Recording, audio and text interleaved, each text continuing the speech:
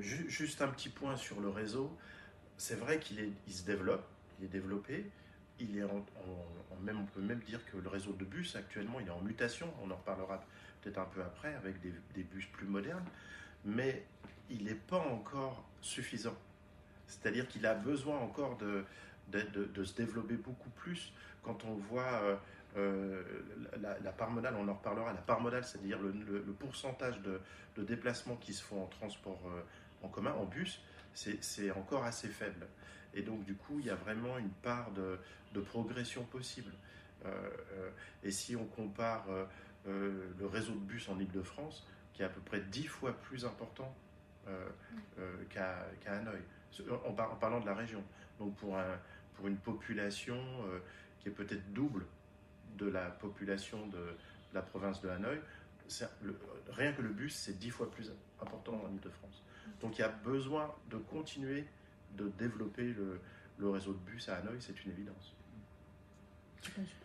Moi je dirais, Emmanuel a l'expérience de Hanoï, donc il connaît très bien. Je dirais juste plus simplement qu'en fait le réseau de transport aujourd'hui ne répond pas aux besoins des habitants. Il y a des besoins de déplacement des habitants qui ne sont pas satisfaits par l'offre de transport. Deux métros, c'est déjà bien, mais c'est pas assez. Des métros en plus qui ne vont pas jusqu'au centre-ville, au cœur de Hanoï. Donc voilà. Dans un contexte où les habitants utilisent principalement le scooter, un mode ultra compétitif en termes de temps, ils vont d'un point A à un point B sans avoir à changer de mode de transport. Et donc le transport public apparaît moins compétitif. Il faut souvent plus de temps qu'en scooter. Il faut faire des correspondances. Il faut se rabattre sur la gare. Et donc, en termes de temps, d'efficacité, c'est moins intéressant que le mode privilégié à Hanoï, le scooter. C'est justement, ouais, pour rebondir sur ce point-là, ça c'est clair que il y a déjà plusieurs études ont été faites à Ho Chi Minh Ville comme à Hanoï.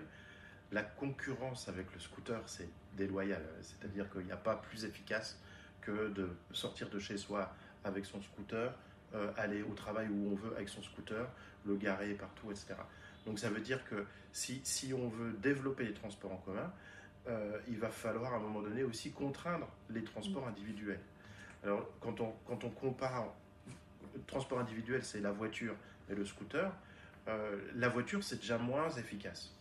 Parce que la voiture, en général, tous les Vietnamiens ne peuvent pas garer la voiture chez eux ou près de chez eux. Et puis, il n'y a pas beaucoup de... ça prend beaucoup de place et le parking est défaillant. Et donc, du coup, utiliser la voiture, c'est moins efficace. Mais c'est à la mode. Et donc, du coup, en termes d'image, on est encore une fois dans une concurrence déloyale.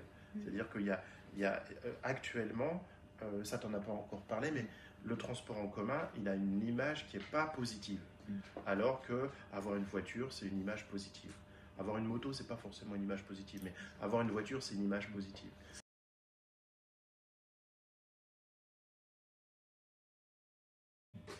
Ça, c'est un autre point qui rend un peu l'usage des transports en commun difficile à Hanoï.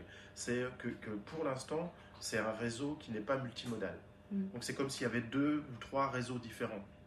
Le métro, chaque ligne fonctionne toute seule et donc elle n'est pas bien connectée au réseau de bus existant, mais même aux autres modes de transport. Il y a des efforts qui sont faits et ça, c'est vraiment le but de notre projet Move Hanoï aussi.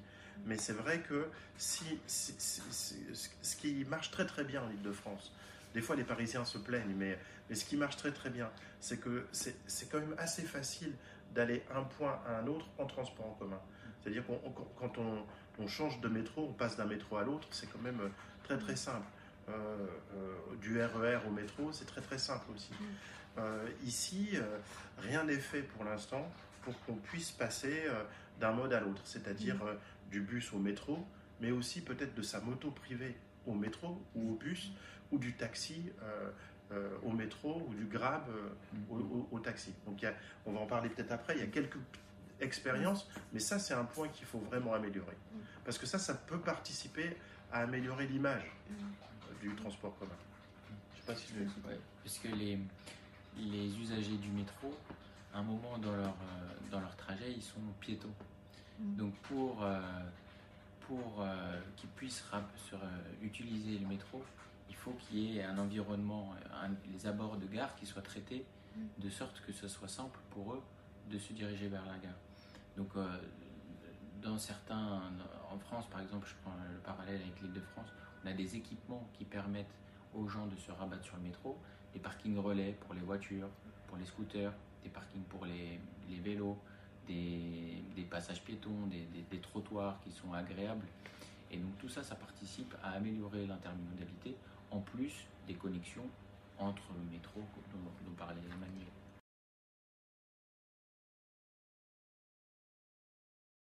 Le projet comme Move Hanoi, comme vous l'avez dit, c'est pour attirer des usagers du métro, c'est pour assister les autorités vietnamiennes dans l'amélioration du réseau de transport. Et ça me permet peut-être d'aborder la question du report modal. Quand on parle de contraindre les modes motorisés, il faut en fait essayer d'attirer les gens vers le transport. Donc il y a tout ce qui se fait en termes de création d'infrastructures, de métro, de ce qu'on fait dans le cadre du projet Move Hanoi, donc la restructuration du réseau de bus, l'amélioration de l'intermodalité en station, et la compréhension déjà, et c'est même d'abord la première chose, la compréhension des déplacements à Hanoï, comment les gens se déplacent dans la ville, où sont les centres, les pôles attractifs qui génèrent du flux. Et donc ça, c'est travailler sur le développement d'une offre, le développement des transports publics, mais en parallèle, il faut contraindre les habitants à utiliser leur scooter ou leur voiture, donc les modes motorisés. Et donc là, c'est là qu'on parle de report modal. C'est un changement de comportement, c'est de faire en sorte que les gens changent de transport et en règle générale vers un transport plus propre, donc les transports en commun, la marche ou le vélo. Et donc en fait, le projet Move Hanoi s'inscrit dans cette démarche d'essayer d'attirer les gens vers le transport public. Et donc ça veut aussi dire indirectement essayer de faire en sorte que les gens se séparent de leur mode individuel.